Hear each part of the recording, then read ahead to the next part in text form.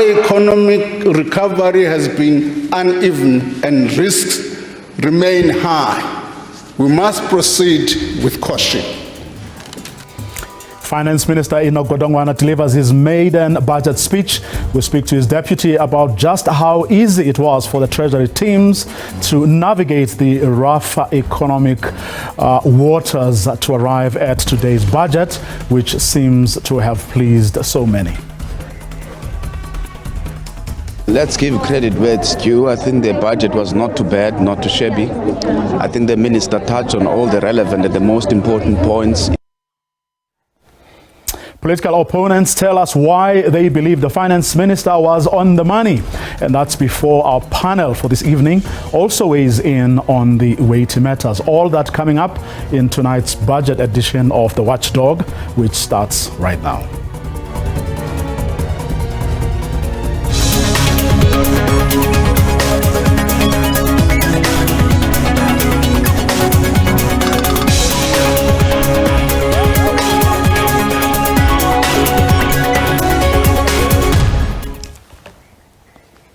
Live from the SABC's Auckland Park studios, welcome to this evening's episode of The Watchdog. My name is Vuyo Mvogo. Let's take you through some of the highlights of today's budget.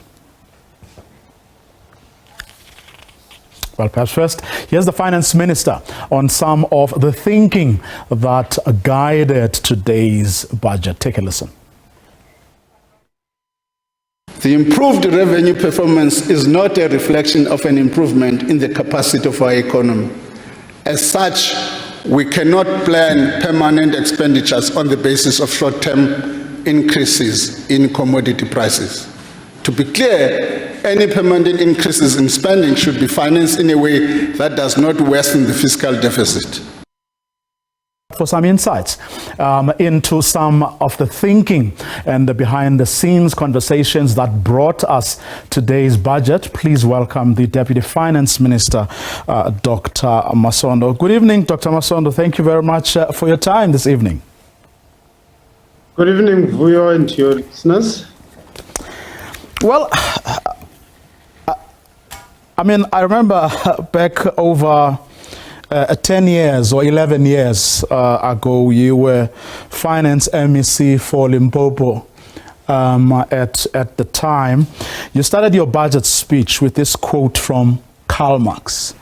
And I quote, "We make our own history, but not in conditions of our own choosing." Well, having been part of the conversations that led to today's budget, would you say that perhaps that quote is still apt in today's circumstances? It does, Vuyo. We still make history out of the conditions that are not of our own making. Our economy is not growing at the level at which we want it to be. We're projecting that in this financial year 2022, the economy will be growing at 2.1%. And in terms of our aspirations entailed in the NDP, if we deal with unemployment, poverty, and raise enough tax revenue to finance our people's needs, the economy should be growing at 5%. So we're still doing our best out of these conditions that are not of our own making, but the critical issue is that we need to be making the right interventions to change the circumstances under which we find ourselves. How much room, though, do you as the political leadership at Treasury have to stamp your own authority? And I'm asking this on the back of your own history as a deputy minister. And I deliberately chose that quote, as an opener precisely because of your history.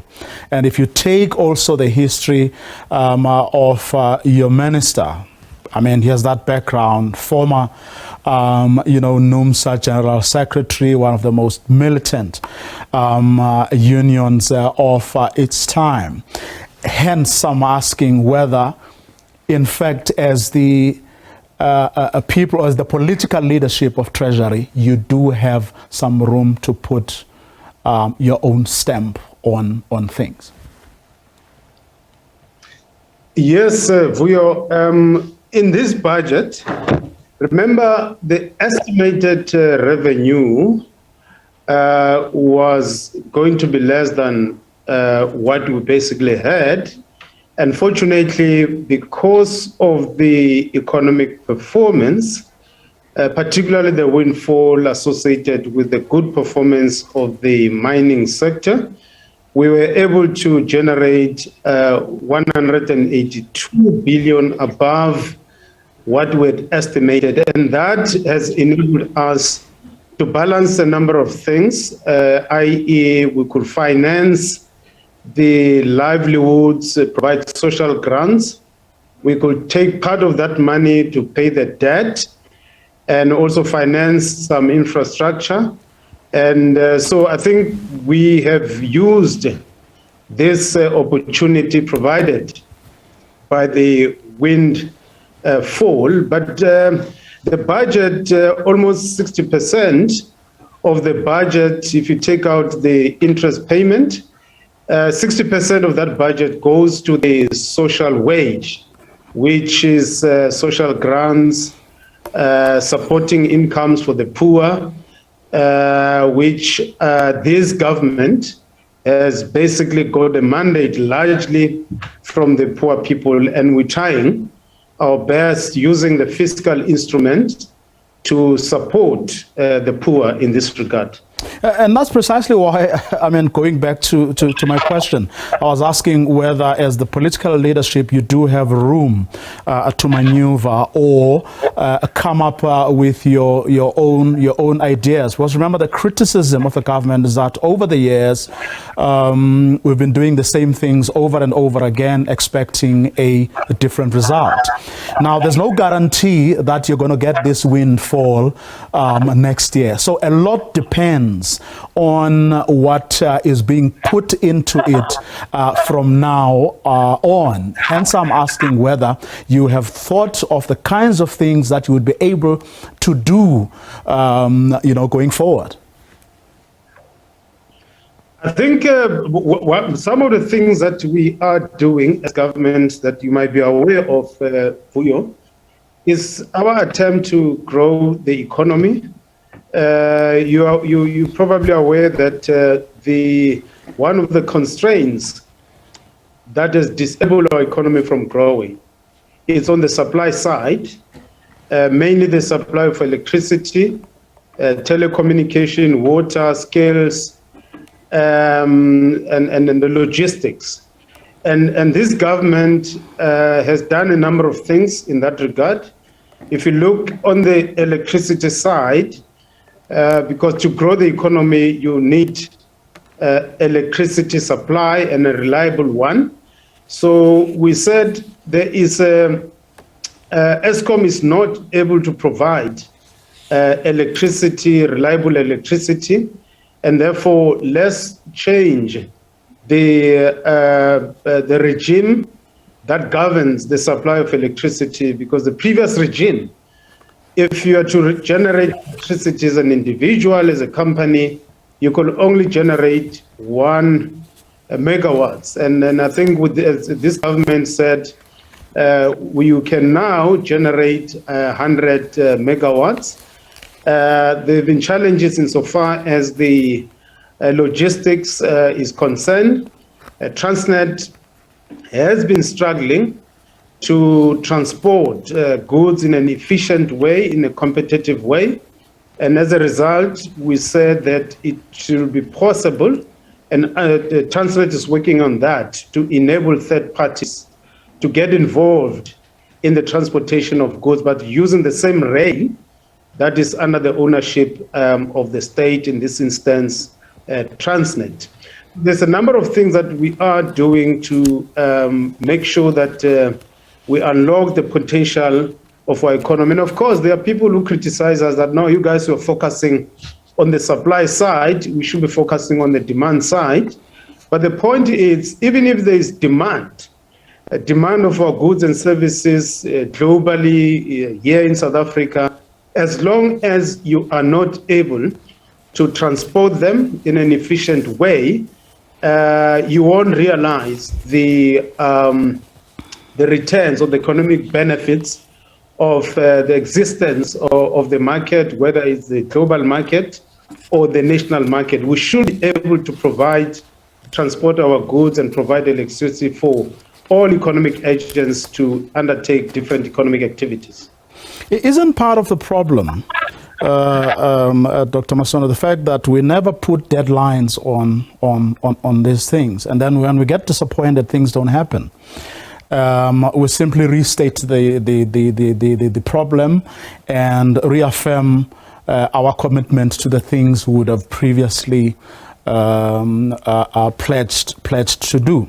If you look at the 100 megawatts arrangement, for example, apparently it's hitting snags because there are lots of other things that the government has to come in and help unlock. So there's been hardly any movement there.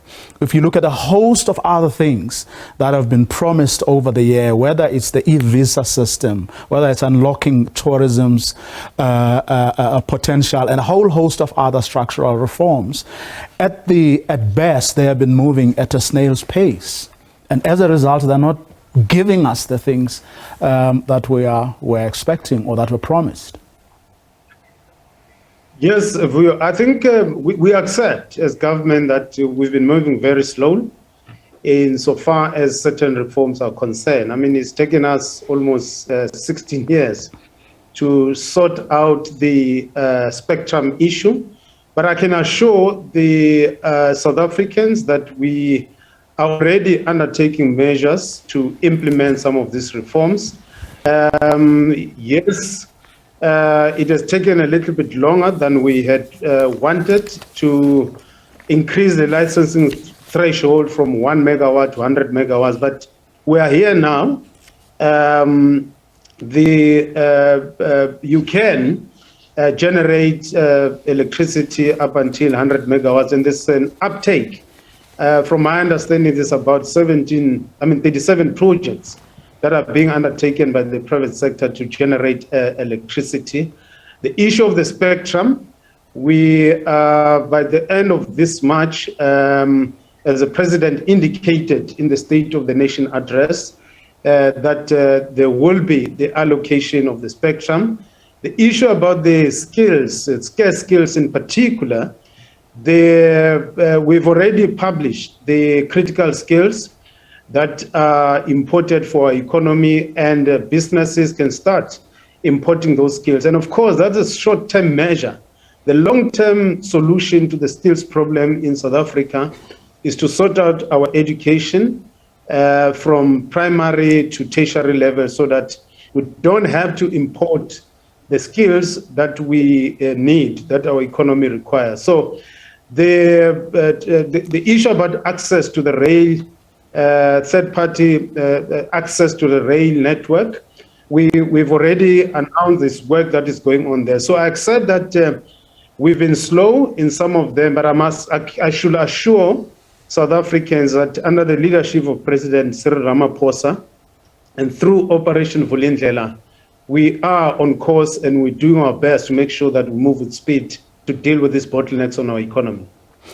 But I mean, the importance of dealing with the bottlenecks, as you call them, is that while you haven't been able to deliver on the promises you've made already, or that have been made over the years, today, among the things that the minister announced was this bounce back scheme to support SMEs, to support these small businesses in distress and so on.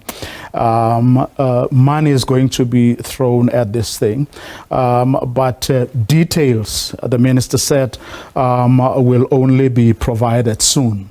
Now, with that history of no deadlines or timelines when it comes to the delivery of these things, any promise that gets made or new promise that gets made, you know, I mean, people are bound to be suspicious. Do we blame them? No, I accept and I understand people's concerns. All I can say is that I think judge us on the basis of our recent record in terms of delivering on the structural reforms and other things. So, I mean, with regard to the bounce back scheme, which is meant to support SMMEs, which was initially called the Credit Guarantee Scheme, which was meant to provide finance to SMMEs that were badly affected by COVID. We, in the process of implementation of that scheme, we came to the realization that its conditions were very stringent, and the SMMEs find it very difficult to access that scheme. As a result, this bounce back scheme has relaxed. There's a couple of principles that we've put forward, that we do need to relax certain conditions and use also other mechanisms to enable our SMMEs to get access to these funds. DFIs, that is the development finance institutions, will also play a role in this regard. So it's not going to be, you're not only going to have banks facilitating access to finance for these SMMEs. And of course, what we are working on is actually the details on the access. What are the conditions and other details for the accessing of this scheme? But we are, and we've delivered on this scheme. Yes, the uptake was low. I think it was around 12 or 10 billion access of money that was provided to SMMEs. And I mean, 250 billion was set aside to basically support SMMEs in this regard, but it didn't produce the necessary result. And as a result, we have decided to revise it accordingly. And like I said, that will include enabling the DFIs to be used as delivery channels for the SMMEs to get access to these funds. Now, last year you were appointed to lead the board of the Public Investment Corporation, which is Africa's largest asset manager. We're talking assets of 2.3 trillion. Now, these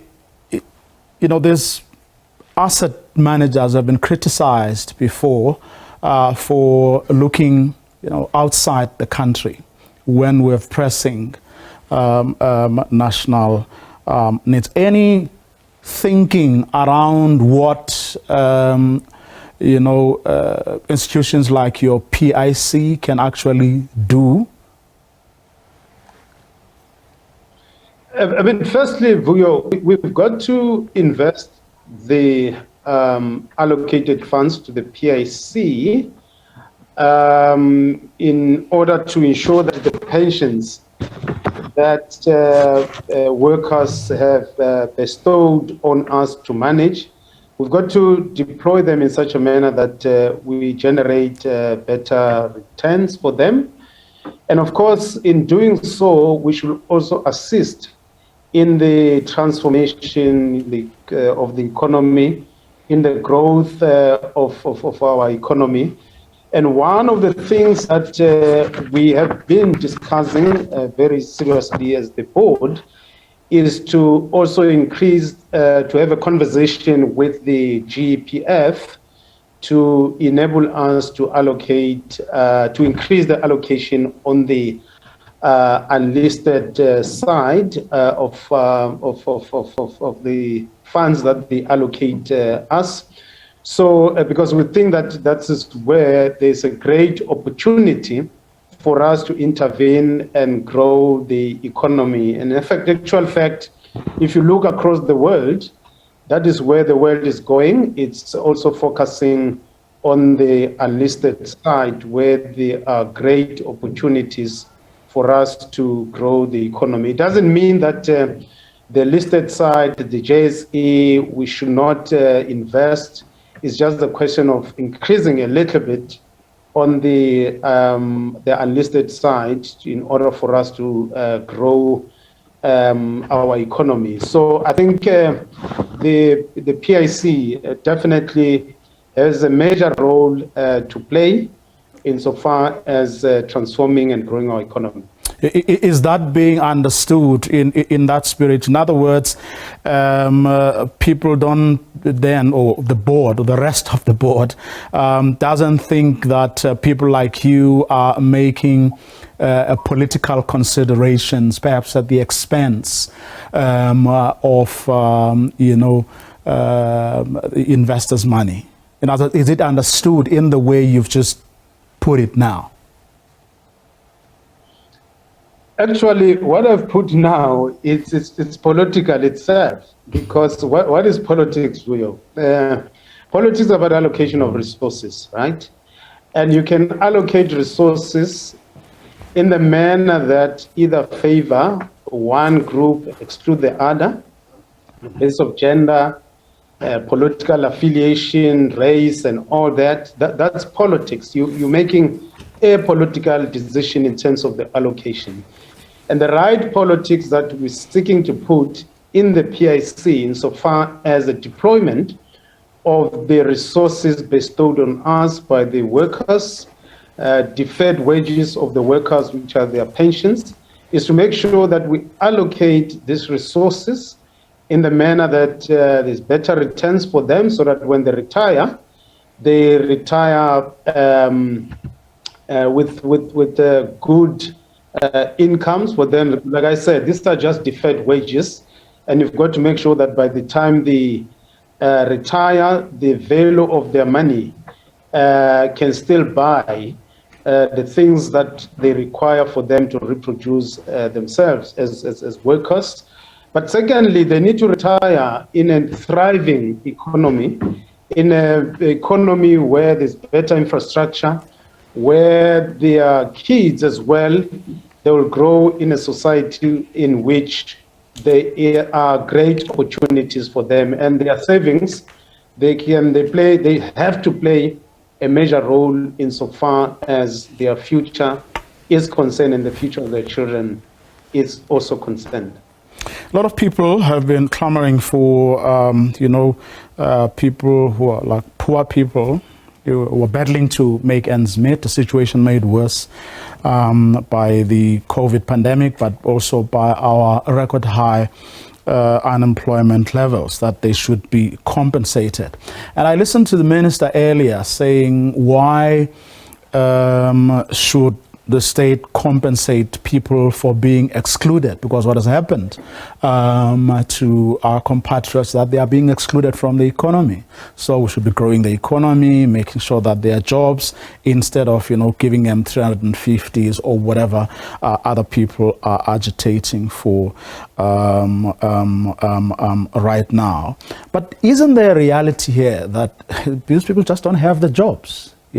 And a lot of them, as he himself correctly pointed out, have, a degree. It's not like they are illiterate or can't do anything. But the fact of the matter is that they are not part of the economy. So doesn't it make sense then to do something to just so that they, even if it's like that, if it's staying above the water, just for them to be able to get an item or two that will ensure that they survive? Yes, we are, and that's the reason why we always talk about the inclusive economic growth, because economy can grow, but excluding a lot of people and benefit the few. And it's this reason that we talk about economic growth, which has to be inclusive from the point of view of employing more people, but also providing social protection to those who cannot have jobs. But that depends on the growth of the economy, because many of the countries, including the Scandinavian countries, are able to provide social protection because their economies are growing very, very well. It is for this reason that we, through the fiscal policy, the instrument that we have as National Treasury, that we said, look, as part and parcel of trying to grow our economy, let's reduce the corporate tax by 1%. And the hope here is that people will have, businesses will have income, which they can invest back in the economy. And through lower corporate tax, we should be able to attract investment in South Africa, because it's through investment, growth of the investment, which at the moment constituted 2/3 of, private investment constitute 2/3 of our economy, 66% of our economy. So we've got to grow that area, and part of it is, we've said that we will grow this. We should stimulate the economy through reducing the corporate tax, but also dealing with the public debt. Because remember, as government, we borrow money from the people who save money, pension money. So if, for an example, South Africa has saved 300 billion, and government deficit, it's also 300 billion. What that means is that government is going to, if we borrow that money to finance the deficit, the shortfall, it means that we're going to borrow that entire 300 billion, and there will be no money for economic agents to borrow that money for them to engage in economic activities. So our attempt to deal with this public debt is also an attempt to make sure that we grow our economy by making sure that there's available capital in the economy which can be lent to different economic agents for them to get to engage in different economic activities. So we're not just saying let's solve the debt issue for its own sake. There's an economic logic behind it. And of course, we're not opposed to borrowing money, but we should be borrowing more money for infrastructure, because that sets the material basis for us to grow the economy, instead of borrowing to bail out SOEs, to pay for consumption, for us to pay for corruption, in which we pay money on some of the services which are overcharged. A lot of infrastructure, people inflating prices, and money gets softened out of the state through corrupt means and all that. We've been borrowing for that. And our attempt through this budget is to make sure that we improve the quality of our expenditure. There's value for money in our expenditure, but we also direct this money, which we get from the different lenders, channel it towards infrastructure, in order for us to grow the economy and save lives and protect and promote and support livelihoods. We've seriously run out of time, and your team is going to kill me because I've taken more time than I should have. But seeing that you mentioned SOEs, very quickly, Deputy Minister, because correctly, you're saying, I mean, a lot of money has been pumped into SOEs, but they have very little to show of it, for it, most of them. And corruption has been endemic there from what has come through, whether it's your state capture inquiry or some of the court cases that we have seen. But again, there's no timeline. Nothing says, okay, we are now starting with this exercise, you know, of looking at all of them, see if they are useful to our economy. Which ones can we get rid of, or can we do without? Where must we consolidate, and what is all that going to mean? Correct me if I'm wrong, but I didn't see any timelines or something that says this is when all of this should happen. Because remember, we've heard these pronouncements before. Yeah, I think I take your point of view and your criticism insofar as the timelines regarding the decisions on the SOEs. There's a presidential state-owned companies council which is working on that. However, we have taken certain decisions, and there are timelines on some of the state-owned entities.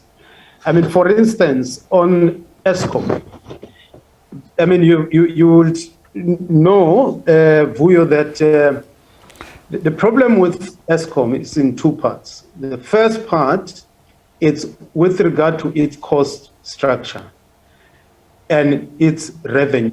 The cost structure is very high, and that has to do with, amongst other things, the coal contracts that ESCOM has in order for it to generate electricity, and other costs that are associated with that.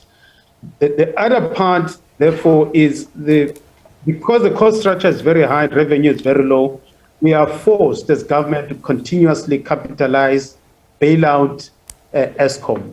And the history of this, and the other part, therefore, is the debt. So it's a cost structure and the debt. And the history of that debt, as we all know, it had to do with the build program, IDUPI and COSILE, with cost overruns there. If I'm not mistaken, the initial budget in 2003, 2002 for building those power stations was around 60 billion, but today it's around, in terms of that debt, it accumulated into 400, it was 450, it has come down to 400 billion rands. And it had to do with cost overruns and corruption associated with that.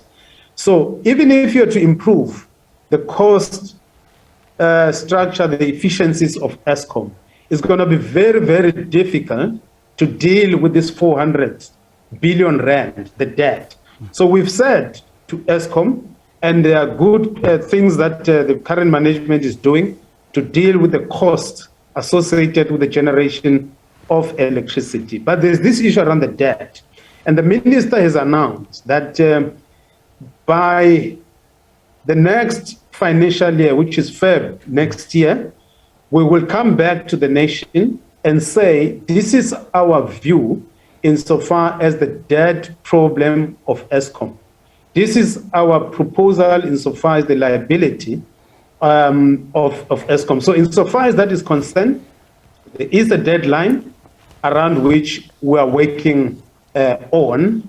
So I think, including other entities where we've got to deal with the issues that are related to liabilities like your land bank, which has been having its own debt problem for a while now. And there are deadlines insofar as dealing with those some of these entities is concerned. Okay, that's where we're going to leave it for tonight. Thank you very much for your time this evening, Dr. David Masondo, who is the Deputy Finance Minister.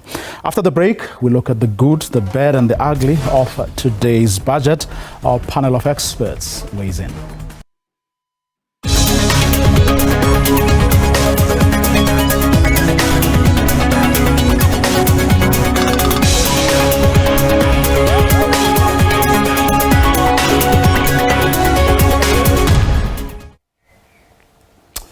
Welcome back, and if you've just joined us, we're looking at Enoch Godongwana's budget, his maiden budget speech delivered this afternoon. It would seem a lot of people are positive or have actually welcomed the raft of pronouncements that he made. Take a look at what opposition parties in Parliament had to say after listening to that speech. We also welcome the fact that there is no increase in the fuel levies as well as the road accident fund. That is also some relief for all the motorists. And the last thing is also the decrease of 1% in tax for businesses and companies. Let's give credit where it's due. I think the budget was not too bad, not too shabby. I think the minister touched on all the relevant and the most important points, including the issue of debt stabilization and the fact that some of the revenue that was generated, the 182 billion rands, will be used towards that. The budget that was presented today, one, is underwhelming, but also does not have details on how we're going to do things differently, particularly in relation to the creation of jobs. There's just like monies which traditionally get allocated to the public service for expanded public works programs, but there is nothing new that inspires hope that we're going to give meaningful jobs to the more than 11 million people that are unemployed. We think to a greater extent the minister's speech was very much balanced. He covered most of the sensitive things that we expected as the IFP. The fact that we are now beginning to be on the right trajectory in terms of revenue collection, that's something that must be much appreciated, and his intention to address the issue of government debt, that's a very bold step going forward. We would have liked to have seen a slightly greater increase in social welfare pensions and grants, because our people on the ground are really struggling, but we do understand the financial constraints in this regard. This is the worst budgetary speech that I've ever heard over the past 25 years. I have thought that it will come up with a very clear economic capacity plan. He has not done that. Instead, what he has emphasized is that they will continue with the borrowing of money from beyond our seas, which comes to about 2.5 billion rand, 2.5 billion rand every day. Now, if that is the case, it means we are in a very serious trouble. Reactions from political parties there. Not too bad, not too shabby, no underwhelming, no balance. No, it's the worst in the past 25 hours. David Road, what's your take? Good evening to you. Well, I think the context is important to understand what is going on. Of course, there are some international developments happening at the moment. The conflict in Europe is a very good example, leading to higher oil prices, which will have all sorts of implications. But for South Africa, what is very important to understand that we have the fiscal accounts that are in very deep trouble. Maybe a little bit less deep than previously thought, but it's still in deep trouble. The debt levels have become totally unsustainable. The Minister of Finance is telling us he's going to stabilize it in 2 or 3 years' time. The jury is still out on that one. But in the meantime, the Minister of Finance, his revenue figures have been doing very, very well, surprisingly well, because of the strong international commodity prices. Now, that is something that is not sustainable. It will not go on forever. In the meantime, he's making more promises on 20 or 10 million people receiving the special COVID grant, something that it will be very difficult to take away.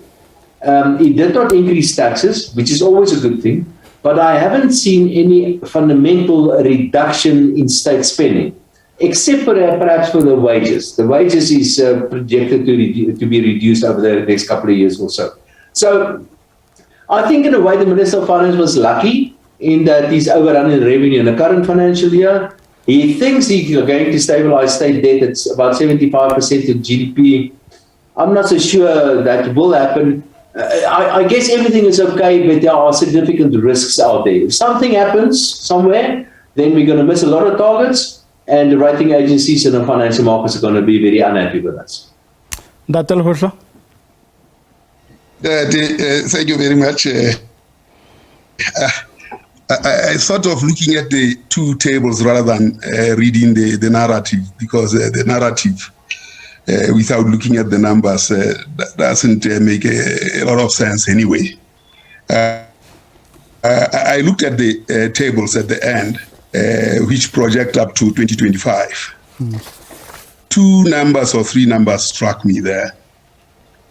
The GDP growth by 2026 or 2025, it's 2026, will be 1.2%. The unemployment will have grown from the current 36% to 38%.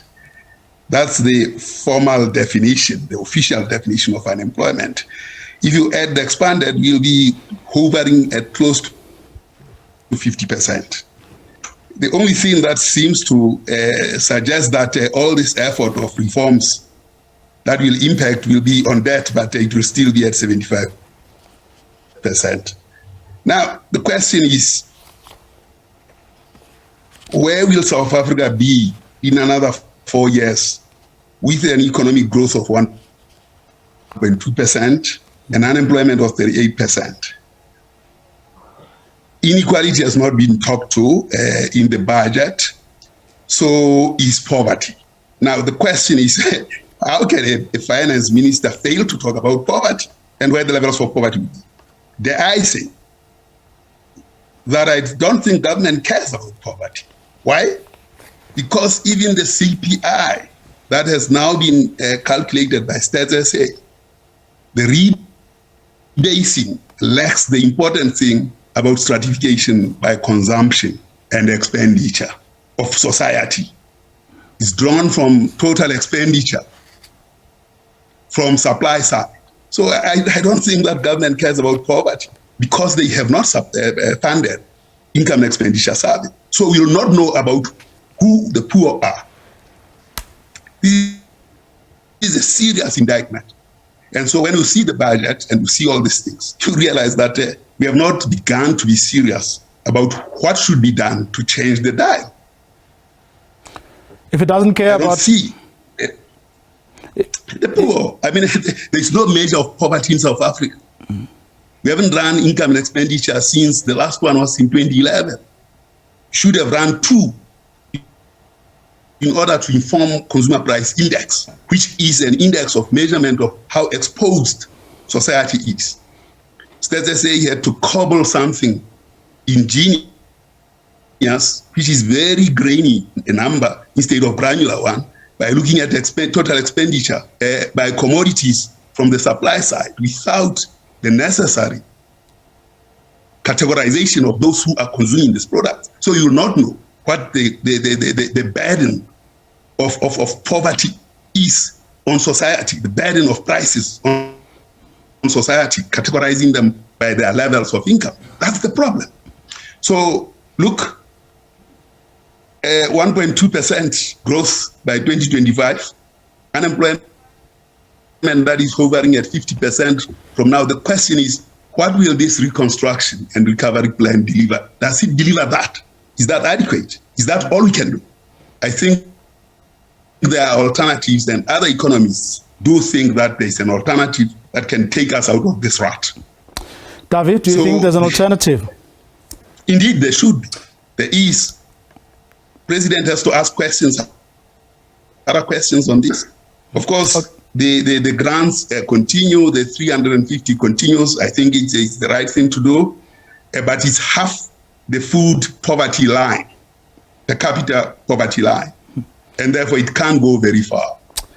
From the side of credit extension, I think the story about the Gourmet Creamer, a very interesting one, but I don't think in the speech of the president, it captured the essence of what is there. I think that creamer showed that credit hunger is very high in the country. And that credit hunger is for amounts like 4,000 rand, 5,000 rand. The SUSU schemes in Ghana, our financing instruments, the banks and so on, are not geared towards providing credit to the small businesses and the informal sector. They're absolutely not appropriate. So even if there is this credit guarantee, it will never reach the poor. So the designs are not appropriate. And the speech makes those sweeping statements, and these things don't work.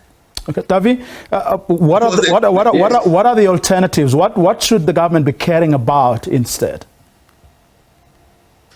I'm listening to you. Good evening to you, Polly. It's very nice to join this platform with you.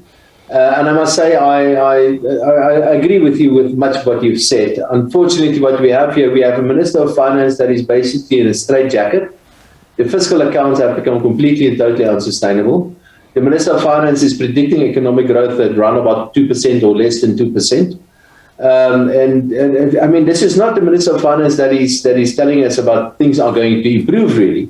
He's just treading water. And you're right on that. There's nothing real new in the budget. So this was pretty much a boring budget to listen to.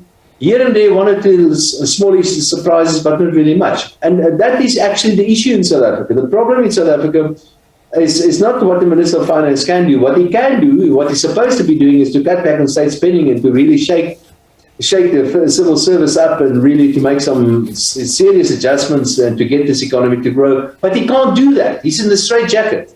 He's in the straitjacket because even his boss, the president, can't even reprimand some of his own senior executives that calls the president a liar in public. That's the problem. So South Africa's problems are not political. It's not financial. I know what the answer to all those sort of things is, and you know what the answer is to these sort of things. The problem is we don't have strong political leadership. We have a president that declares his love for the Constitution, and we have a senior minister telling us that the Constitution is something that we have to redo, and she hasn't got any respect for the Constitution, all that, and she calls the president a liar, and she gets away with that. That's the problem. The Minister of Finance, he's in a situation where the fiscal accounts have become unsustainable. There's a bit of a windfall. The revenue is doing better than expected, with quite a nice inflow because of the commodity cycle. He's using that to just to buy some time. But the chickens will come back to roost, and we are past that point, because what we have now is completely and totally unsustainable. And I think the Minister of Finance, which I believe is probably the best that the ANC can offer, which doesn't mean he's a good Minister of Finance, but it's the best that the ANC can offer. He's in a bit of a bind, but what else can he do? Can he, for example, tell the civil servants that they are paid too much? Can he tell Eskom workers that there are too many of them? Can he tell all these civil servants, and can he tell all the ministers that we need to close down a number of these ministries, for example? But then, Davi, you have probably not be able to do that.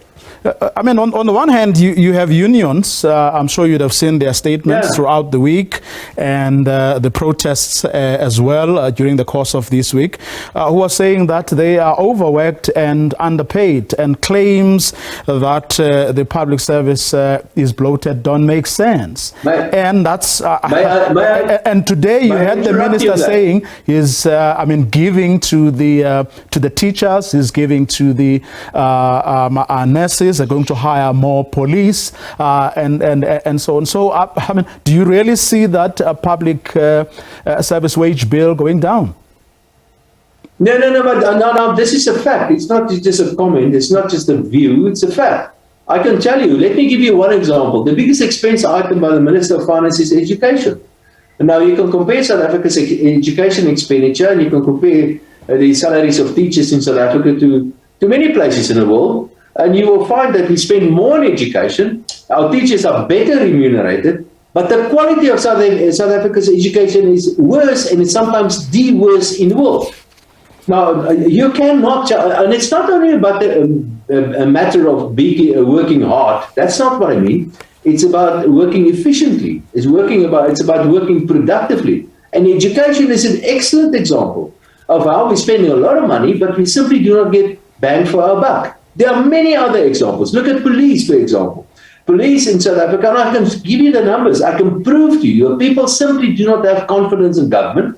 They do not have confidence in the various policies in South Africa. So people think, go to the World Bank's website. People think South Africa is a dangerous place. It's an uncertain place. I cannot apply for a driver's license because it's going to take me forever. Because why? Because we have an inefficient government. That is the reason for that. So maybe of course I want civil servants to be well paid, but I also want to have good service, and I just don't get that. I get at all sort of levels. I get absolutely horrible service from the state. We've got potholes. It's unsafe in my house. It's uncertain what kind of policies that the government is following. They are overtaxing me. There are all sort of corruption stories. Look at the COVID things. Look at Zondo Commission, all of that. Nobody can do business in this kind of environment. So the problems in South Africa is not economical. It's politics. It's strong political leadership, and we don't have that. How on earth is the president going to convince Kusatu that we need to change labor legislation if the same president simply cannot reprimand one of his senior ministers that call him a liar in public? How on earth is our investors going to believe this president? Buddy, quick closing comments from you. Well, I think we have a government that destroyed Eskom, and now we have to pay for that dereliction of duty. And then, of course, they say Eskom doesn't work. It was government going there in Eskom and destroying it. And now they think that by separating into three, it will solve the problem. Eskom is an engineering economic behemoth that cannot be separated. Separating it for accounting purposes not accountability purposes, doesn't work. So I'm arguing that the government has been at the center of destruction. And now they come with lots and lots of excuses, including, of course, the budget speech that really has very little to offer. And of course, I mean, he's the Minister of Finance.